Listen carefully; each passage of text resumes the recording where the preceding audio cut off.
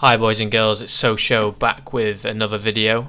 Today we're looking to cover the top 10 transfers of the summer window in the Premier League. I would do around the world, but that would take way too long and probably be way too much work for myself.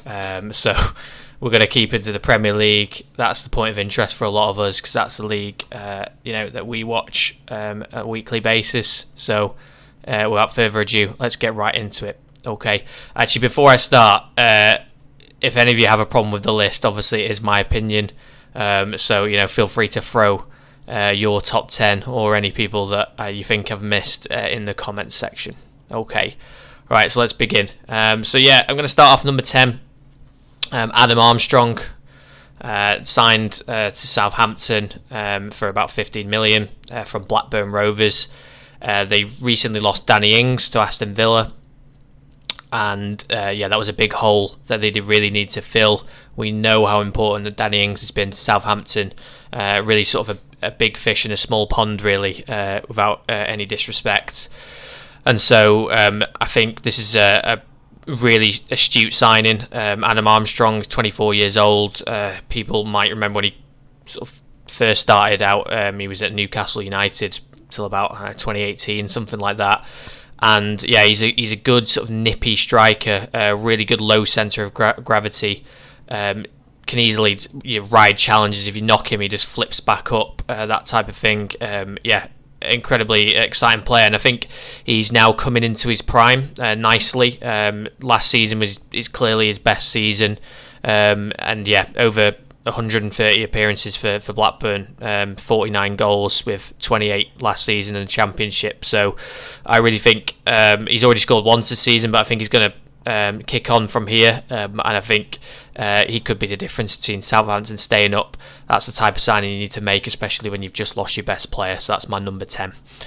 Okay, number 9. I'm going with Conor Gallagher. He is a Chelsea loanee that's gone to Crystal Palace.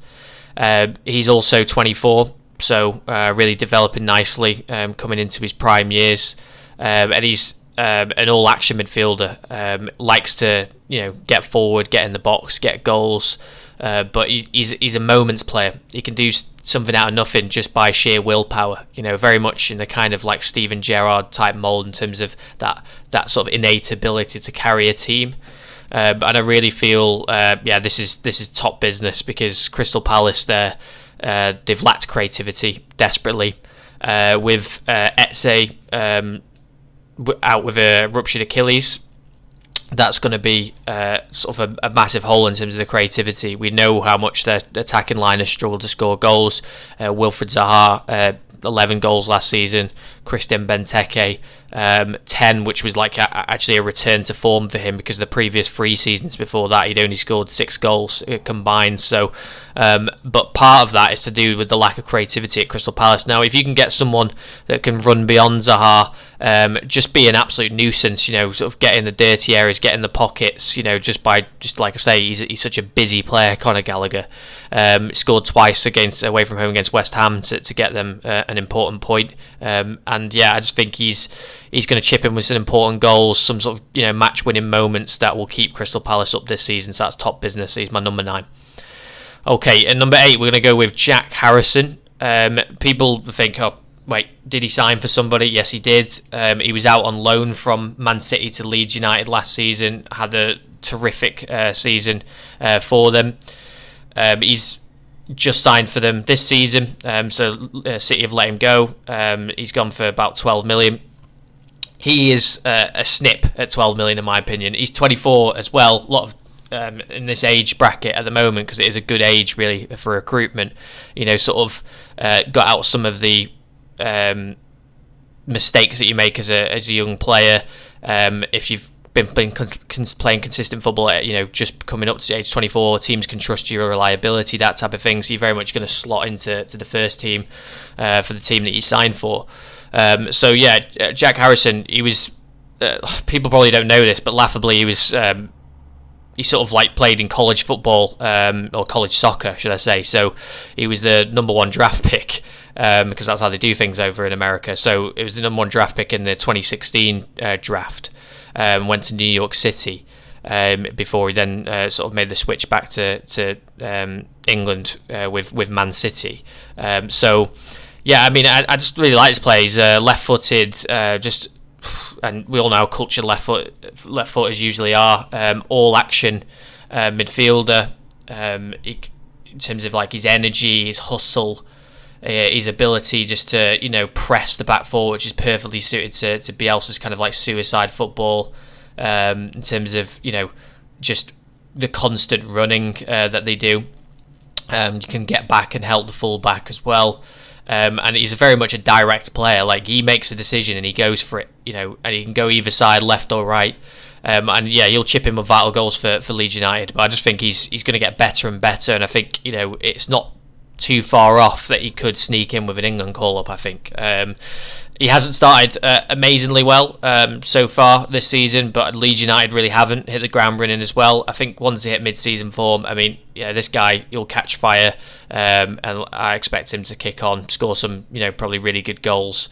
But yeah, terrific signing for them to keep him, because I just think there should have been a lot of suitors, a lot of teams who'd be after him after the season he had previously while he was out on loan at Leeds United. So yeah, good times for Ellen Road and the Leeds United fans there. Okay, number 7. No surprise, I was going to stick him somewhere in the top 10. I don't know how high, but I've settled with 7, so I'm going Jack Grealish to Man City for a British Premier League transfer record of 106 million. 26 this month, coming right into his prime. I mean, last season was ridiculous.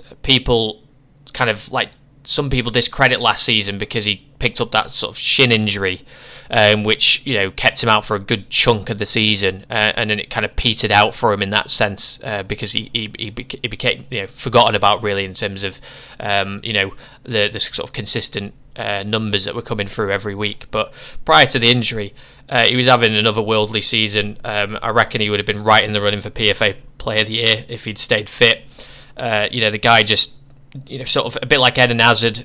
That's how I describe him. He sort of like dictates games by his ability to suck players to him and sort of control the tempo by winning those free kicks throughout the game.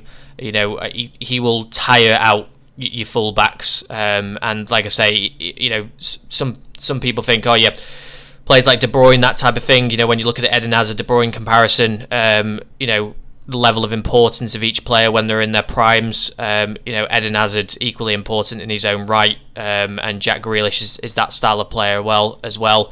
To have now De Bruyne and Jack Grealish in the same City side, I think is ridiculous, because really is they both just suit each other so well, and kind of like the other person's weakness is the other person's strength, that type of thing. And I really think they'll learn from each other in that sense. But I think Jack Grealish, he's going to develop under Pep in terms of where to position himself, maybe a more intensity on the press. But I think Pep won't try and overcoach him and take out sort of the key parts of his game. So I just think his numbers in that team are just going to hit another level now, and we'll see the best of Jack Grealish in both the Premier League and in an England shirt, I'd suspect, soon. Okay, so that's my number 7, Jack Grealish. Number 6, this one is a bit of a surprise for people that don't know. I've gone with Maxwell Corney, the Ivorian, who's gone to Burnley for 14 million. They've signed him from Lyon, 24 years old, really, really good age. He's a left back predominantly, can play in a more advanced position, but he's been kind of progressively converted more defensively, but as an attacking, wing back. People that may know him, he did score a goal against Man City when Project Restart happened, when the season's kicked back into gear after sort of COVID began. It was the quarter-final against Man City in the Champions League, and Lyon beat them 3-1, and Maxwell Corney was one of the goal scorers. But he's got a terrific record for Lyon, 184 appearances, 31 goals from, like I say, predominantly a wing-back position. I just think this guy is ridiculously talented, and he kind of reminds me of he's a bit like a Serge Aurier type, but he's, in terms of his temperament, he's miles better than Serge Aurier. So I just think maybe the ability to kind of develop under Dyche and maybe sort of develop his physicality to suit the Premier League. He may have a budding in period, where initially he'll need to adjust to the league and the tempo and the physicality. But as soon as he gets on top of that, I think this is the type of signing we want from Burnley. We want more excitement at that club. A lot of fans who aren't Burnley fans, don't want to settle for type in terms of signing the equivalent of an Ashley Barnes or a Chris Wood at left back. I mean, I know they signed Connor Roberts, who I would describe very much in that mould. I still think that's a great signing as well. But yeah, Maxwell Corney, I mean, what a player! People haven't watched him. This is a top signing. What a coup for Burnley Football Club. And I just think, number 6 could have gone higher. But there's more established players that I've gone for there. But number 6, Maxwell Corney. Okay, number 5, I've gone very simple. Wanted to put him somewhere, but I've gone with Jadon Sancho, 21 years old. I've waxed lyrical about this player on the previous videos and to my mates, to everybody. And just a guy that, like I say, a lot of people, his goal scoring record is good, nothing to be sort of laughed at in terms of what he's done in the Bundesliga. But like I always say, in terms of what I put stock on in Jadon Sancho is his passing ability. I mean, he just picks out those little cute balls, can draw players, lays it off. Really, really good team player. He would suit City actually, laughably, in the way he plays, but just so smooth, so intricate. At his best when he's under pressure in tight spaces. When he has to sort of stretch his legs and run, actually, that's really not his game. He's going to be at his best and do the damage against those low blocks from Man United when he's got possession, and he's passing, he's probing, trying to break down that defence. And I think the assist numbers speak for themselves. I mean, 3 seasons in a row of 20 assists. That's crazy. That's Messi numbers. But just to compare that to some English players, so fans, on our side can really kind of get this into perspective. The last Englishman to actually hit 3 figures in a row of a double-digit assist was David Beckham from '98 to 2001, and he was until like you say, De Bruyne's really come into the Premier League, was the assist king. So I would expect Jadon Sancho, once he hits his prime years at Man United, to be doing something similar. And that's just tantalising for United fans. Number 4, I've gone staying with United, going with Cristiano Ronaldo. Was going to put him somewhere on the list. Was never going to put him number 1 personally, just because I know he's such a massive name, but he's not what Man United necessarily needed before the transfer window closed. We all know that it was a CDM predominantly that they wanted, but Cristiano Ronaldo could have gone to Man City, ended up not going, so that's a plus in itself. But 36 years old and was top goal scorer in Serie A last season with 29 goals ahead of Romelu Lukaku. That speaks for itself. His body's a temple, keeps himself in such incredible shape, and I suspect he may not hit those numbers, but he's going to do a better job than Cavani has done, and Cavani did a terrific job at United last season. So if he can really sort of push for the Golden Boot this season, then they're the kind of numbers that really should propel Man United in terms of certainly consolidating their finish of second last season, but giving it a go in terms of the league title, and certainly in terms of experience in winning and Champions League goals, top goal scorer in the Champions League, 134 goals. So I just think that I could have put him lower, but in terms of just the name, the goals, still doing it at this age, I think 4's perfectly placed really on this list. So that moves us on to number 3. I've gone Romelu Lukaku. This one's interesting. I mean, 28 years old. I mean, right in his prime. He was a Serie A player of the season last year. I think he's getting better with age as well. How long that will continue, that upward trajectory, I don't know. But I just think he's kind of his level of understanding of his own games has improved massively. At United, I mean, a lot of people sort of criticised in terms of his weight and that type of thing, in terms of the muscle mass that he had. But they found a sort of a metabolic problem at Serie A. People forget this or don't do the research on it, but that actually was discovered by the medical staff at Inter Milan, and they sort of got a diet regime in place for him. That's why he's looking leaner, meaner, and he's just seems to be at the peak of his powers now. And I just think this is the final piece of the jigsaw for Chelsea. So very much would be the driving force in their sort of Premier League title push. Again, probably another effort at the Champions League as well. So what a signing. I just think, you think about how many number 9s are out there in terms of what he does, the way he sort of just rolls centre backs. How many are out there in their primes now? I just think he's right up there and has Premier League experience. So easily number 3 for me. On to number 2. This is probably not a shock for people that really know their football, but this is a good one for people who want to kind of learn a bit of Premier League, should I say, Serie A football. Cristiano Romero, centre back from Atalanta. What a coup for Spurs! This for 47 million. People don't know him. He's only 23, which is just he's not even in his prime yet as a centre back. But he's learned at the best place in Serie A in terms of the tactics, positionally, that type of thing.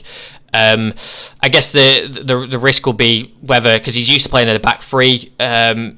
Whether he'll function well, maybe being left on an island where pacey, counter-attacking football in the Premier League, where they could expose him. That's yet to be seen, so that's something to certainly look out for. But I just really think he's got good height at 6'1". Played really well in the Copa America final for Argentina against Brazil, which they won. He was originally at Juve at one point, and they loaned him out several times before he settled with Atalanta. But I just think this guy could develop into a ridiculous player, and considering Spurs probably have lost some of their draw since they've missed out on the Champions League and that type of thing. I just think this is a perfect replacement for Alderweireld, and will arguably, once it's all said and done, be better than Toby Alderweireld as well. So top signing for Spurs, Cristiano Romero. And then finally, my number 1.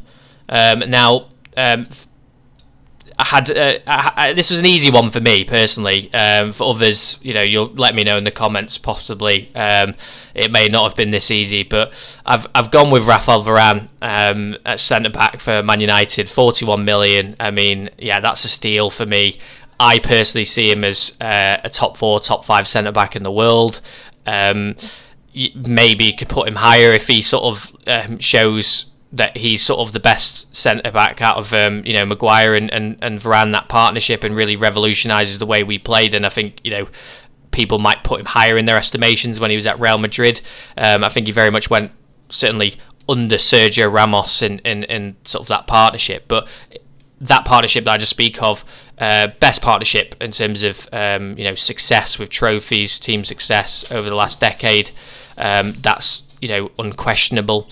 4 Champions Leagues, and he's appeared in 14 finals and won all 14. I mean, it's a ridiculous record. He's going to bring that experience to United, but more importantly, it's what he's going to do in terms of Man United style of play, similar to what Van Dijk does at Liverpool. Maybe it'll be to a lesser extent, but we'll see, because obviously largely Van Dijk's considered the best centre-back in the world, certainly sort of pre-knee injury, so we'll see how he returns.